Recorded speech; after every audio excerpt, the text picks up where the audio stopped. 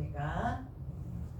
오늘 말씀은 욥기서 1장 1절에서 12절 말씀입니다. 주제는 욥의 고난이라는 주제를 가지고 함께 은혜를 나누겠습니다. 아멘. 욥이란 단어는 두 가지의 단어를 가지고 있습니다.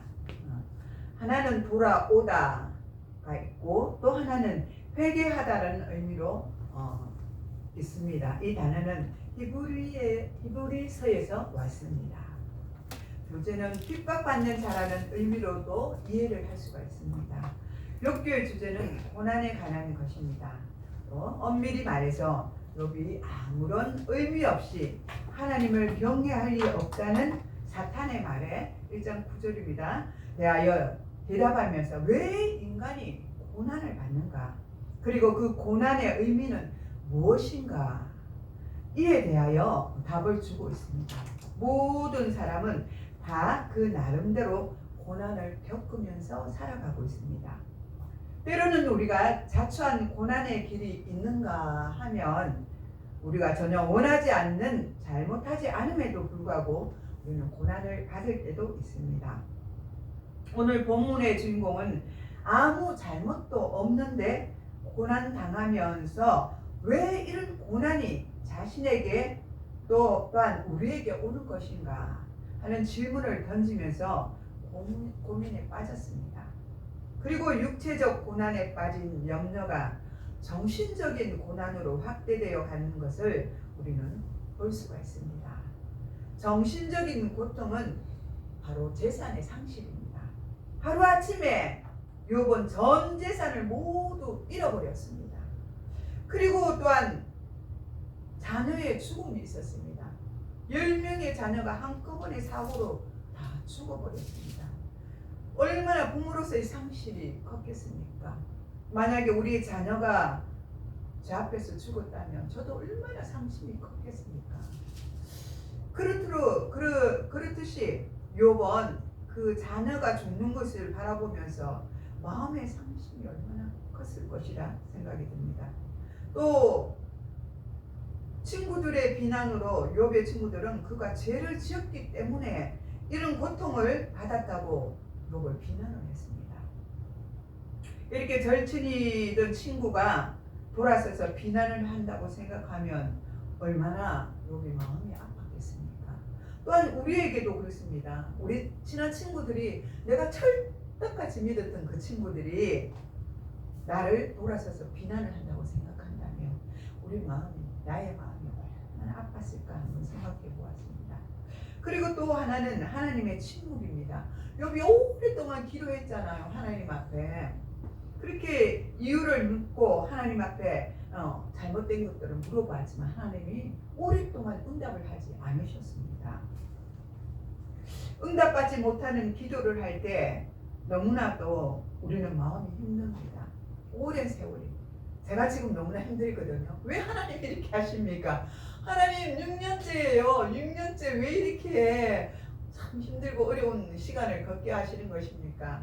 이렇게 응답이 없는 하나님 앞에 원망과 때로는 불평도 하더라고요. 제가 절대로 하나님 앞에 나는 원망과 불평 안 한다 이렇게 했었거든요. 할 이유도 없다 이렇게 생각했는데 정말 이 기간이 길어지니까 제 마음에 어느덧 하나님 내가 뭐 잘못한 것이 있습니까? 나는 잘못한 거 없는 것 같은데 이것저것 그렇게 생각하더라는 것입니다. 인간이기예요. 하나님은 왜 내 기도를 응답하지 않을까 하는 생각을 합니다. 두 번째 보면 또 욥에게는 육체적인 고통이 있습니다. 온몸에 머리부터 발끝까지 종기가 있었지 않습니까? 그리고는 심한 그 고통을 받고 또 피부분으로 헐고 고름이 또 질질질 흘러요. 얼마나 냄새가 납니까? 옛날에 그 종기 한번 알아보신 적 있습니까? 저는 어릴 때 종기가 엉덩이나 이런 허벅지나 이런 데 한 번씩 났던 것 같아요. 고약이란 걸 발라봤었거든요. 그러면 아버지가 고약 이렇게 큰 거를 해가지고 이렇게 침으로 발라가지고 그것도 동그랗게 해가지고 이렇게 난 데다가 발라주시더라고요. 그러니까 며칠이 되니까 거기에서 진물이 막 올라와요. 확 터져가지고 그런 경험을 했는데 아마 요번 그것보다도 몇 것 같아요. 머리부터 발끝까지 났으니까요. 얼마나 심하고 사람이 옆에 가지도 못했을 것 같아요. 냄새가 막 진동을 했을 것 같아요. 막 머리에도 왜 어릴 때 보면 똥이 났다고 그러나 그 머리 속에다 막 그런 거 일어나잖아요. 그래갖고 막 각질이 일어나고 이랬잖아요. 우리 어릴 때 보면. 그러니까 피부병이 막 이렇게 난 거예요. 생각해 보면 어릴 때도 그런 환경적인 그런 것들 때문에 우리도 경험하셨으리라고 생각이 듭니다. 그리고 또 불면증이 왔어요. 불안의 고통으로 밤에 잠을 이루지 못했습니다. 우리도 염려와 근심이 있으면 잠이 오지 않아요. 이 문제가 해결돼야 되는데 왜 해결이 안 되지 하고 이 밤을 옥박 지새울 때도 있습니다. 또 식욕이 감퇴되고 쇠약해져서 몸이 야위어졌다고 말씀하고 있습니다. 그러나 욥은 끝까지 하나님을 원망하지 않고 인내하며 믿음을 지켰습니다. 욥이 애매하게 고난을 당할 때 하나님께서 침묵하고 계시는 것처럼 보입니다. 하지만 하나님은 이 고난의 배후에 계셔서 욥이 고난을 통하여 인생의 비밀을 깨닫게 하실 것을 우리는 알 수 있습니다. 결국 모든 고난과 인생사가 하나님의 손에 있는 것을 알게 됩니다. 욥기의 특성상 역사 배경은 정확히 우리는 알기는 불가능합니다. 욥은 거대한 부자로서 그가 소유한 가축과 하인들의 숫자는 아마 아브라함이 가지고 있었던 숫자와 거의 비슷하고 그가 아브라함과 같이 한 가족의 제사장 역할을 감당하고 있었을 것입니다.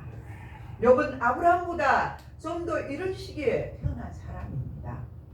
1장 2절에서 3절을 보면 그리고 욥은 모든 고난을 다 받고 원래대로 회복된 이후에도 140년을 더 살았다는 점을 우리는 알 수 있습니다. 그리고 아들과 손자 4대를 보았다고 나와 있습니다. 하나님의 놀라운 축복입니다. 그리고 중요한 것은 욥은 이스라엘 사람이 아니라는 사실입니다. 이 말은 아브라함 이전에는 우스라는 영토가 이스라엘의 땅이 아니라는 것입니다. 이렇게 본다면 욥은 아브라함 이전에 살았던 하나님을 섬기는 사람이라는 것입니다. 예레미야서 2장 20절에 의하면 욥의 고향으로 알려진 우스에 대한 언급이 나와 있습니다. 거기에는 에돔, 암몬, 모압 등과 함께 언급되고 있는데 예레미야 애가 4장 21절에 보면 에돔이 우스 지역을 점령한 것으로 보여지고 있습니다. 이 두 구절과 욥이 살았던 우스가 동일 지역일 확률이 매우 높습니다. 이렇게 본다면 욥기서는 팔레스타인의 한 저자가 에돔 지역의 한 인물에 관하여 이스라엘의 지혜 문학으로 수용하는 과정에서 기록된 것이라고 볼 수가 있습니다. 욥기는 지혜의 운동이 가장 활발하게 움직이던 솔로몬 왕 시대의 중심적인 내용을 갖추게 되었습니다. 욥기서는 네 부분으로 이루어져 있습니다. 첫째는 욥의 공명을 다루고 있습니다. 욥이 엄청난 큰 재난을 당한 만큼 그는 나쁜 사람이 아니었습니다.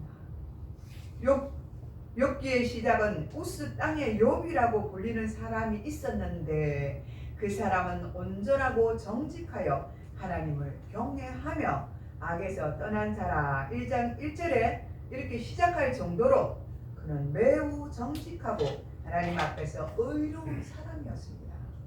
그러므로 욥이 당한 고난 앞에서 그 자신과 그 모든 친구들은 당혹함을 감추지 못했습니다.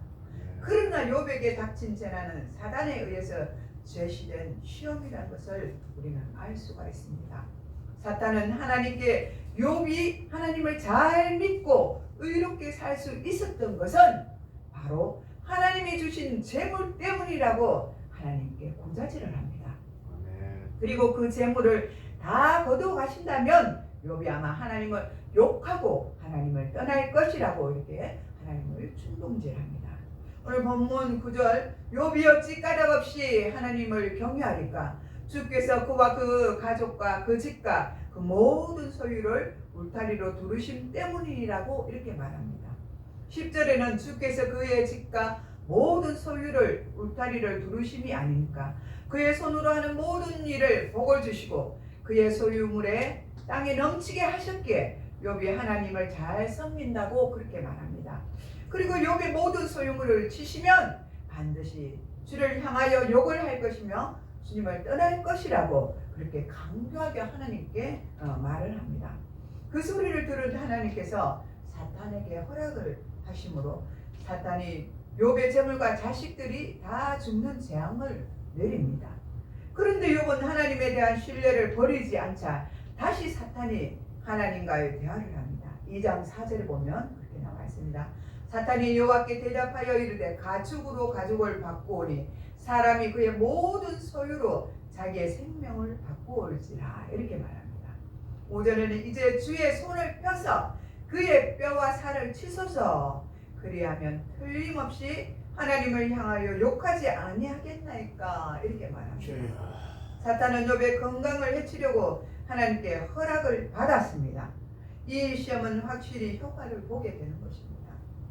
재물은 다 빼앗아가고 자식이 다 죽어도 아무 불평하지 않던 그의 아내가 이제는 욥을 비난하고 욥을 떠났습니다.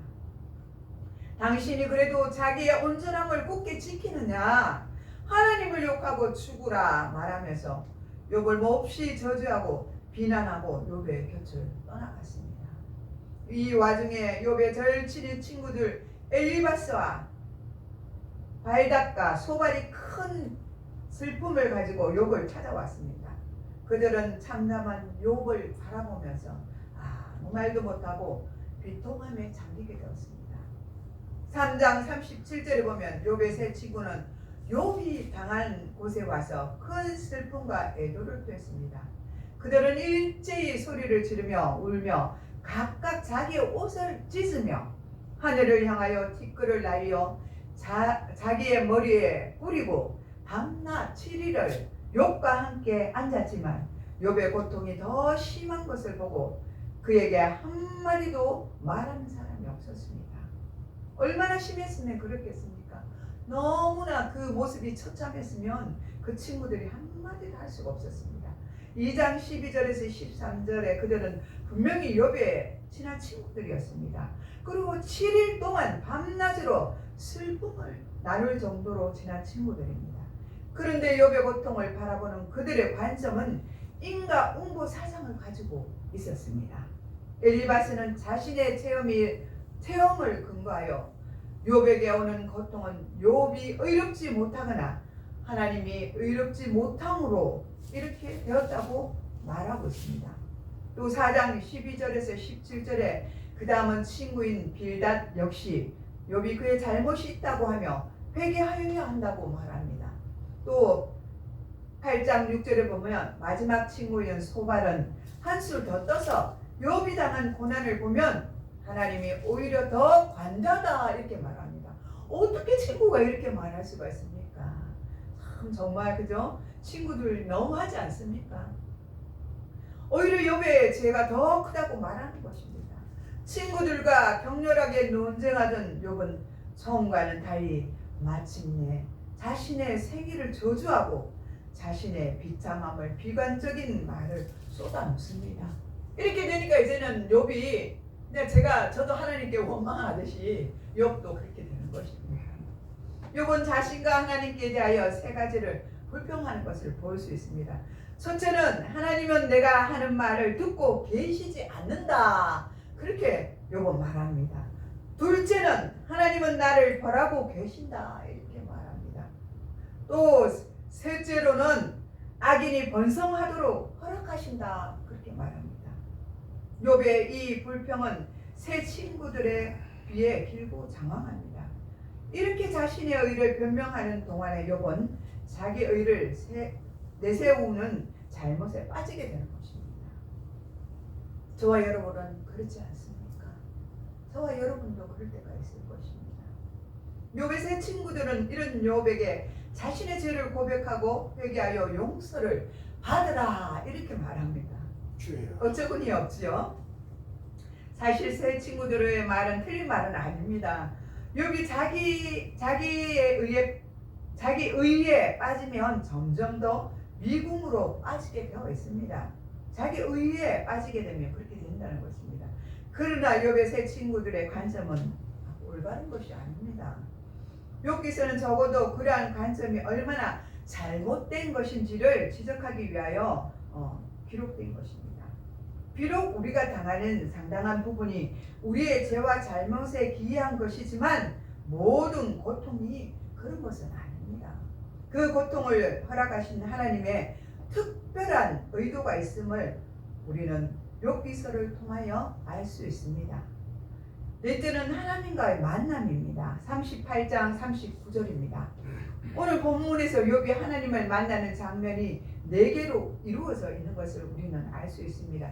첫 번째 장면은 폭풍 가운데서 임하시는 하나님께서 욥에게 말씀하시는 장면이 나오고 있습니다. 요즘 폭풍 속에라는 왜 가사 제목으로 굉장히 찬양, 어떤 사람들은 이것이 찬양인가 하는 사람도 있습니다. 그 장면이 나오는데 아마 이 장면을 연상하고 찬양을 그렇게 곡을 지었지 않나 하는 그 생각이 듭니다. 두 번째는 이에 대한 욥의 답변이 40장 3절에서 5절에서 나오고 있습니다. 또 세 번째는 다시 폭풍 속에서 말씀하시는 하나님이 40장 6절에서 41장까지 나오는 것을 우리는 알 수가 있습니다. 마지막 네 번째 장면은 하나님의 두 번째 말씀에 대한 욥의 반응을 말씀하는 것이 42장 1절에서 6절에 나오고 있습니다. 그런데 이상하게 하나님은 여기를 보면 동문서답을 하십니다. 하나님은 욥뿐만이 아니라 우리 인생이 당하고 있는 고난에 대한 것들을 우회적으로 말씀하고 있는 것을 우리는 알 수 있습니다. 이러한 하나님의 답변이 창조와 피조물 사이에 무한하고 절대적인 거리를 강조하고 있는 것을 우리는 알 수 있습니다. 이것은 유한한 피조물이 무한한 창조주를 이해할 수 없다는 말입니다. 그리고 이 답변은 인간 세계의 고통과 재난이 창조의 신비에 당하는 것이고 하나님의 창조에 대한 주권에 해당하는 것으로 우리는 보아야 하는 것입니다. 그러므로 인간이 하나님을 만나기 위해서 먼저 자신의 지혜와 지식의 한계를 솔직하게 인정하고 자신이 하나님의 피조물이라는 것을 우리는 인정해야 합니다. 아멘. 욥의 두 번째 질문에 대한 반응은 이러한 해답과 관련이 있습니다. 이제 내가 회개하나이다 라는 고백은 의인이 고난당하는 이유에 대한 단편적인 회답을 얻기 위한 것이 아니라 전 우주적이고 우주를 통치하시고 자연의 만물을 통치하시는 하나님을 깨닫게 되었다는 신앙의 진보를 의미하는 것입니다. 창조 하나님의 신비로운 창조 지혜와 그 신비로운 섭리 및 통치 주권에 순종하는 것이야말로 문제 해결의 지름길이라고 우리는 알게 된 것입니다. 이제 그것을 깨닫게 되었을 때 하나님의 새로운 복이 우리에게 다시 주어지는 것입니다. 42장을 보면 대부분 이렇게 이루어져 있습니다.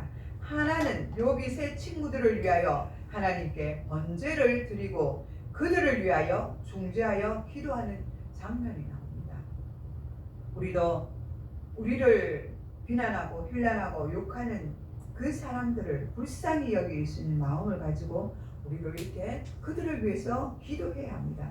욥은 그들의 친구들을 위해서 기도했습니다. 중보 기도를 하였던 것입니다.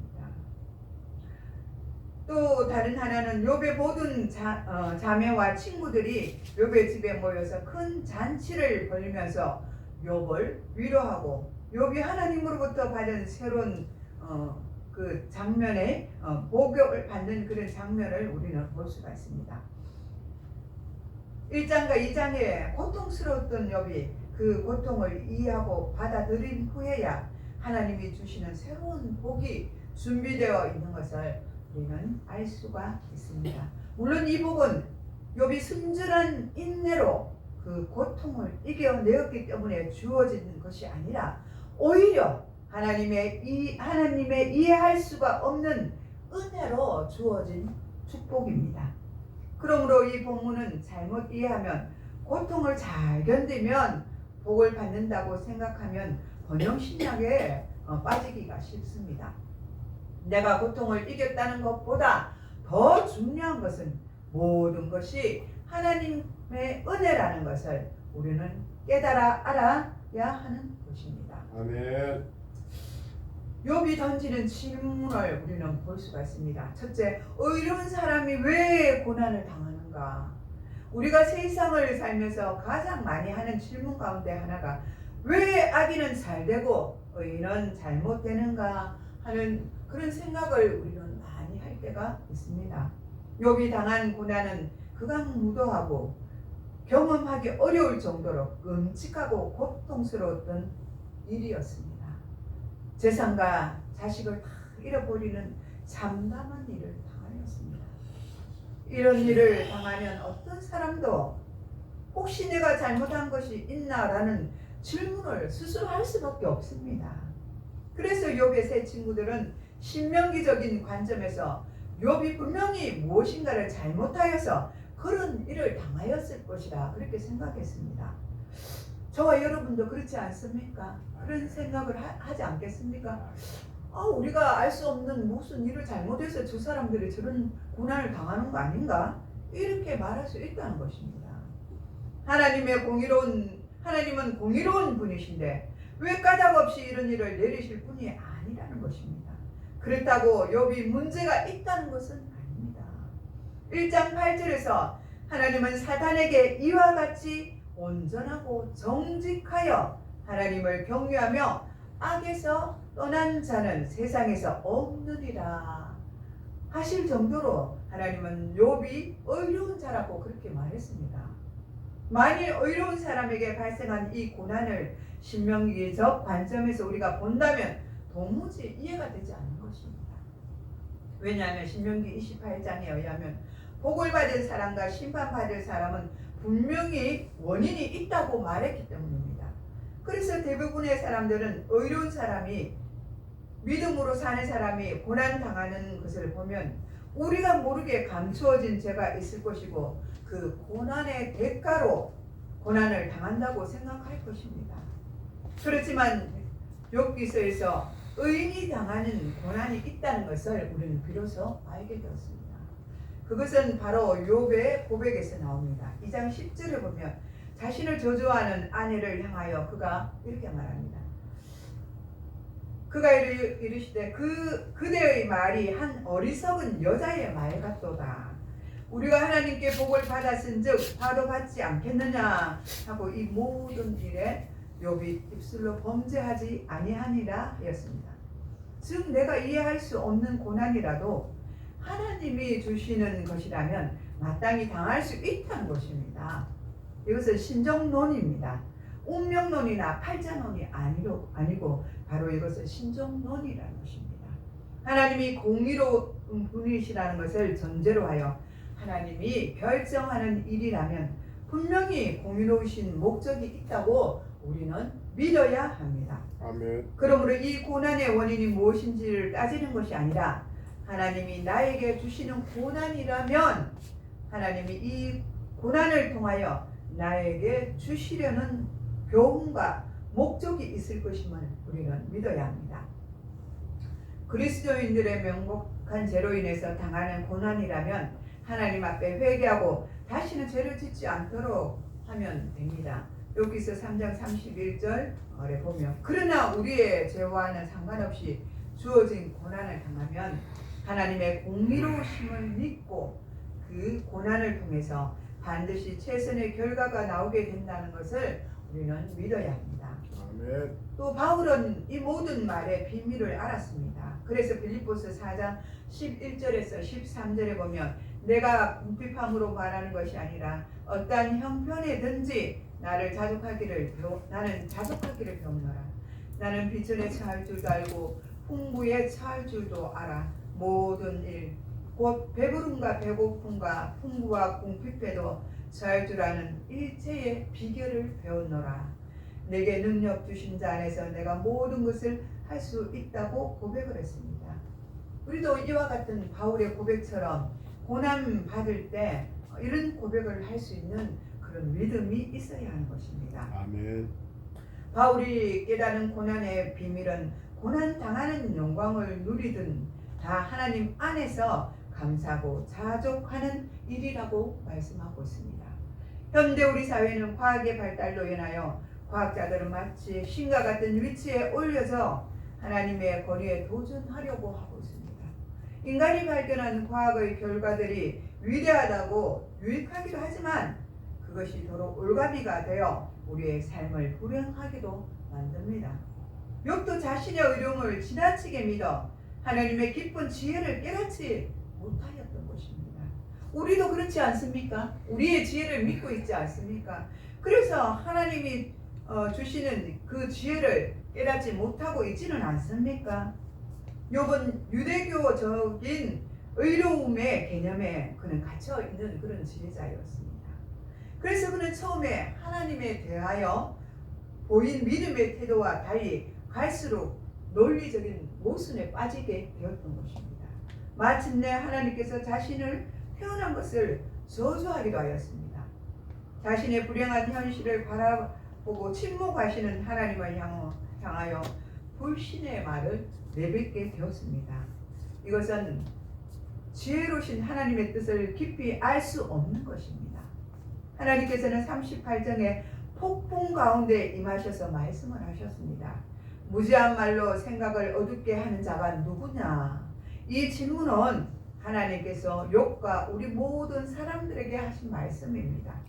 인간의 얄팍한 지식으로 하나님의 지혜를 이해할 수 없다는 사람들에게 하시는 하나님의 질문인 것입니다. 인간의 문제에 제한되는 체험 가운데 질서를 인식하고 모든 것들을 우리가 이해하게 되었다고 생각합니다.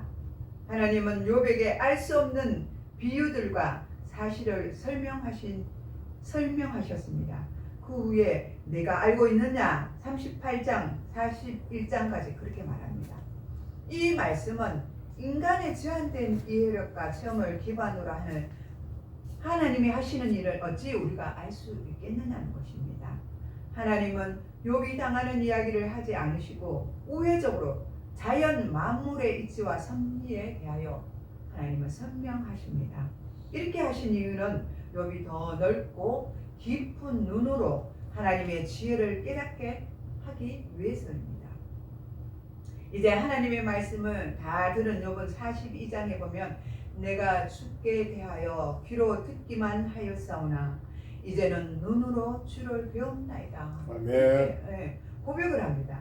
이제는 하나님에 대하여 제한적으로 고정된 그러니까 화석화된 지혜로만 하나님을 이해하였던 것을 이제는 회개를 하고 하나님을 경험하게 되었다고 그렇게 고백을 합니다. 하나님을 경험한다는 것은 하나님을 이해할 수 없는 부분까지도 수용을 해야 하고 신뢰하게 된다는 것을 우리는 의미하는 것입니다. 하나님을 경외해야만 하나님의 깊은 지혜를 신뢰하게 됩니다. 그래서 참된 하나님의 말씀을 이론으로만 그치는 것이 아니라 예수 그리스도의 생생한 구원의 말씀을 내가 믿고 성령님과 함께 동행하는 삶을 살아가야 합니다. 모든 고난과 인생사는 하나님의 손안에 있음을 깨달아 아시는 저와 여러분이 되시기를 축복합니다. 아멘. 아멘. 기도하겠습니다. 사랑의 하나님 감사합니다. 오늘 우리의 고난에 또 욥의 고난에 비춰봅니다. 욥은 정말 말할 수 없는 그 고통과 고난 속에서 아버지 참으로 살았습니다. 오랜 시간에 기도의 응답을 받지 못했습니다. 그것 또한 하나님의 뜻인 것을 알게 된 욥은 이제 하나님의 경륜과 뜻을 알 수 있는 자로 변화되었습니다. 하나님 우리에게 오는 이 고통들이 있을지라도 우리가 그 뒤에 하나님이 하시는 일들이 있다는 것을 우리가 믿음으로 믿게 하여 주시옵소서. 그래서 여기 고난받은 그 모든 것들을 받고 다시 하나님 앞에 축복을 받는 것을 우리가 믿음으로 바라보고 우리가 지금 어렵고 이 힘든 시기를 잘 극복하고 잘 달려나가서 승리의 삶을 살아갈 수 있도록 주님 인도하여 주시옵소서. 감사를 드렸고 예수님의 이름으로 축복하며 기도드리옵나이다. 아멘.